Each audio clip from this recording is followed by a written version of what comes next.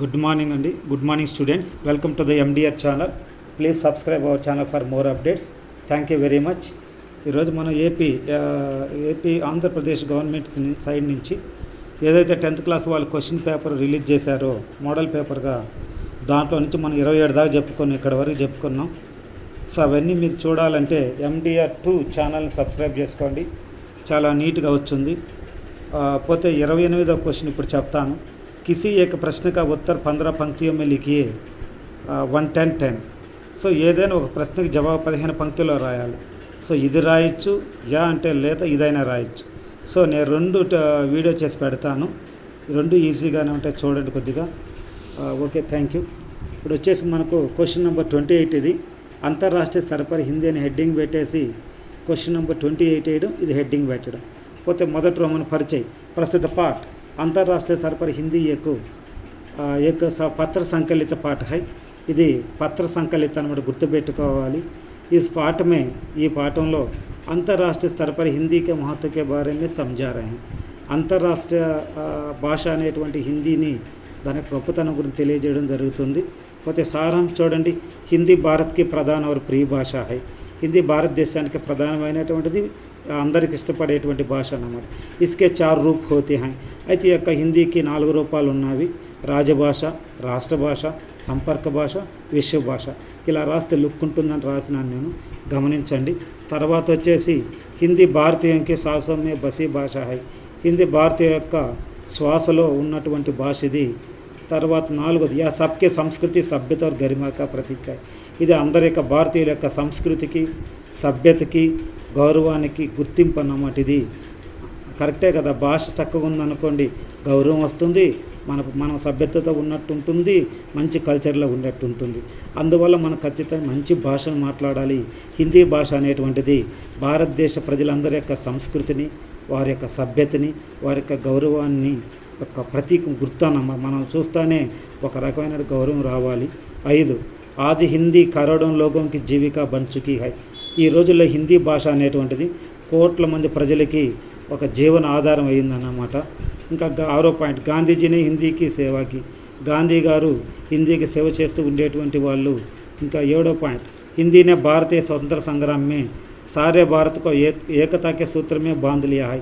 హిందీ భారతదేశ స్వతంత్ర సంగ్రామంలో, పోరాటంలో, ఇండిపెండెన్స్ ఆ యొక్క ఫైటింగ్లో ఏం జరిగిందంటే సారే భారత్ అంటే భారతదేశం మొత్తాన్ని ఒక థాట్ మీద నడిపించింది అన్నమాట. అంటే భిన్నత్వంలో ఏకత్వం తీసుకొచ్చింది. అందరూ ఒకే భాష మాట్లాడడం వల్ల మనకు స్వతంత్రత అనేటువంటి తొందరగా దొరికింది, స్వాతంత్రం అనేది తొందరగా లభించింది అన్నమాట. దాని ప్రధాన కారణం హిందీ అన్నమాట. ఇది ఐక్యతను పెంచింది. ఓకేనా. 8 సారే భారత్కు జోడ్నే వాలి భాష హై, తోడ్నే వాలి నహి. ఇది కాశ్మీర్ నుంచి కన్యాకుమారి వరకు భారతదేశం మొత్తాన్ని కలుపుతుంది, విడగొట్టే భాష కాదు, కలిపేటువంటి భాష అన్నమాట. 9 సంవిధానం ఇస్కా గౌరవపూర్ణ స్థానం హై. ఇంకా మనకు రాజ్యాంగంలో ఈ యొక్క హిందీ భాషకి గౌరవపూర్ణమైనటువంటి, ఒక గౌరవప్రదమైనటువంటి ఒక స్థానం ఉంది, ప్లేస్ ఉంది. అదే రాజభాష. రాజభాషకే రూపమే సంవిధానం ఇస్కా గౌరవపూర్ణ స్థానం హై. ఈ విధంగా కూడా రాసుకోవచ్చు.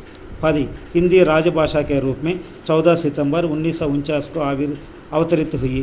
ఇంకా హిందీ అనేటువంటిది రాజభాష అనేటువంటి రూపంలో, ఆ రూపంలో సెప్టెంబర్ 4, 1949లో ఇది మన ముందుకు వచ్చిందన్నమాట.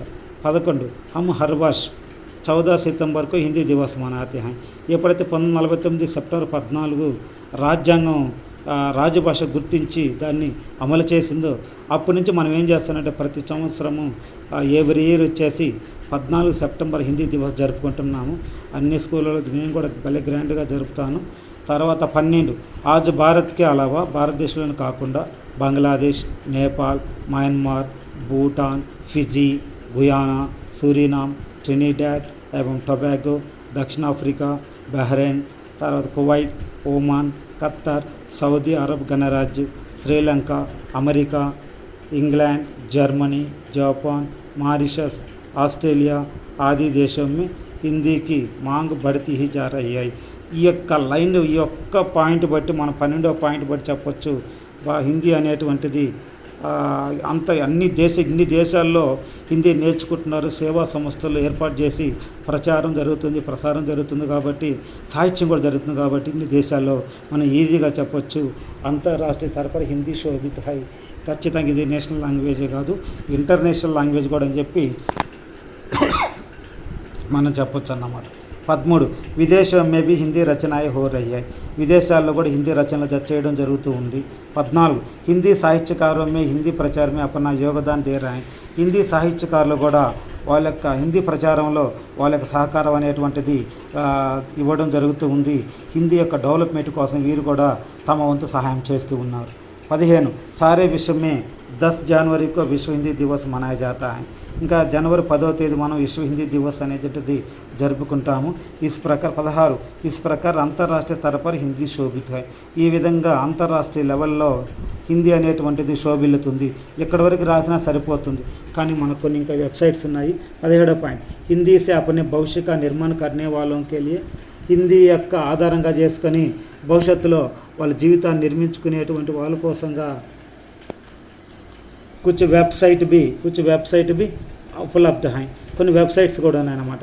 www.rajabhasha.nic.in, www.ildc.gov.in, తర్వాత www.bhashaindia.com, తర్వాత వచ్చేసి www.ssc.nic.in, www.parliamentofindia.nic.in, తర్వాత www.ibps.in, www.khsindia.organization, www.hindinideశాలay.nic.in ఎట్సెట్రా. సో ఇన్ని వెబ్సైట్స్ ఉన్నాయి.